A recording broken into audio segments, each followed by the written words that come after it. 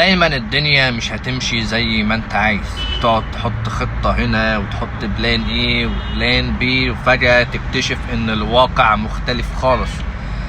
اعرف هنا ان ربنا هو اللي بيتدخل.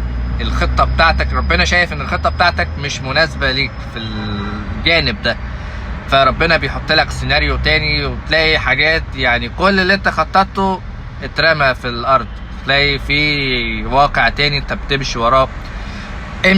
امشي زي ما هي كده، ده ربنا وقتها هو اللي بيتدخل. انت سعيد وربنا بيكافئك عشان انت سعيد، فحاطط لك سيناريو تاني.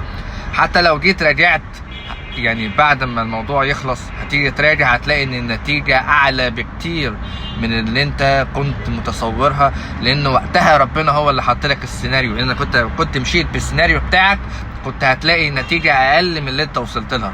فخد بالك واوعى تيأس واوعى توقف